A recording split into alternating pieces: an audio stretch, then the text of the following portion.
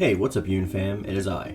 Markin. So what I would like to discuss today is our expectations towards DLC 13, and I just wanted to give my thoughts and opinions about what I think is actually going to be in it, or the future for Soul Calibur 6, and that's pretty much it.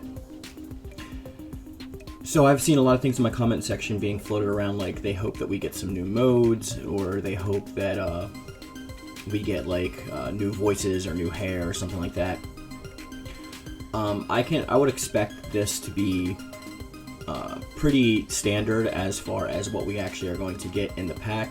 Whatever character you personally believe we are getting, off to the side, I think we are only going to get maybe that character's classic costume, their creation parts, their hair pieces, obviously all that stuff, all their parts for creation. I'm not sure unless they have a new voice actor if the voice is going to be available for a created character, and even if there is a new voice actor, that's not always guaranteed that that's going to be there. We are going to get the promised updates that we were for the 2.25 Steam mishap where people were losing their ranked points online. So we have that to look forward to as part of the update. That might actually be what that second placement was on Steam that was leaked, as opposed to a creation set F or something like that. Now, it still possibly could be a creation set F. I'm not saying that it's not. I'm not putting anything like that, but I think they might actually roll what they're going to give us in the update in that pack if they even so do release it. Now, also, I don't expect to see anything super new. If you're looking for things that are themed, like maybe for Halloween or Christmas themes or something like that, I don't think we're going to see that here. The game has been out for a few years, and those holiday themes have pretty much been finalized by now, unless there's something that they didn't port over yet from Soul Calibur 4 or 5 that's thematic to that extent. And then I can see them porting those over. As opposed to modes, I don't think we're going to see any new modes in Soul Calibur 6. I'm pretty sure Soul Calibur 6 is completed as is. We are possibly going to get a Season 3.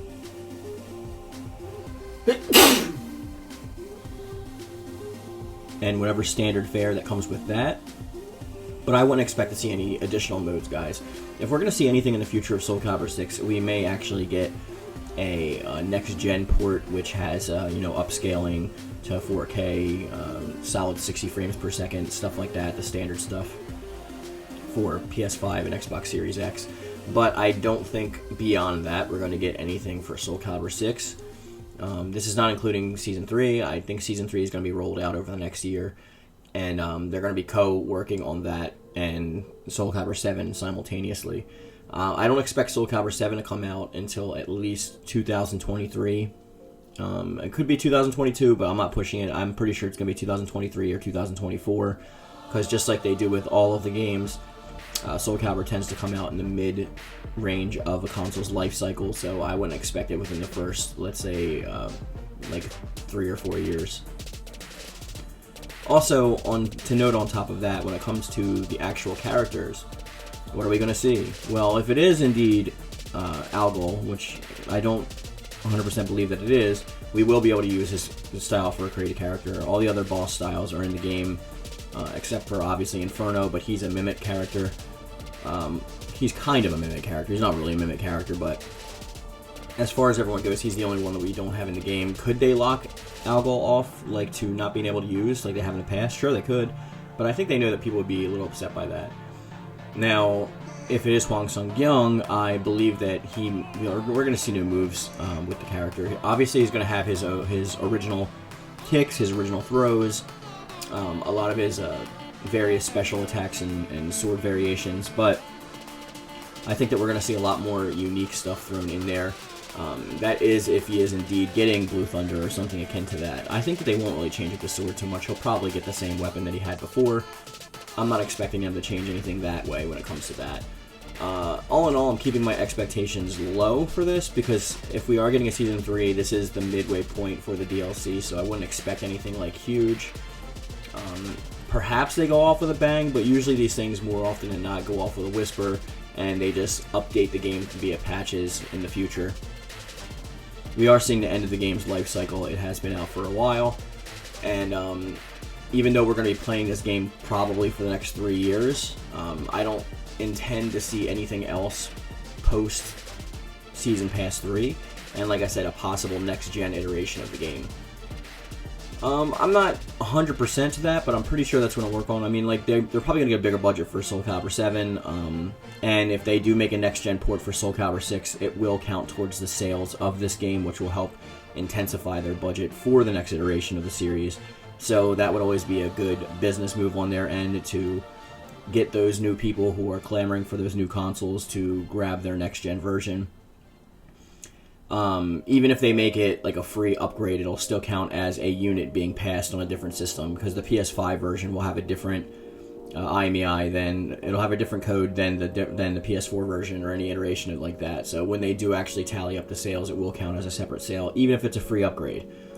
I think they can make a paid upgrade version. For example, if you don't own any of the DLC or just some of it, and you have the base vanilla game, maybe you bought a character or two, they'll give you an option to upgrade to the PS5 or Xbox Series X version that will include all of the season passes thus far, and they'll probably sell that for around $40, maybe $50 at the most, I can see. But I would assume they would also give a free upgrade to those who are already currently playing the game. Now, whatever DLC that you do have purchased is probably going to carry over, so like you could choose to just not get any of the DLC and pay for that and just upgrade what you have. I'm sure that'll be an option as well, and that's if this is going to be the case. Like I said, it'll be a smart business move for them to release a next-gen variation of the game. I'm not 100% sure yet whether they are or not, but that's left to be seen, and I'm sure I'll make a video on it if we get any information based on that. As for everything else, we should be expecting the trailer or character announcement soon. The EU tournament ends on the 29th, like I said before, of this month.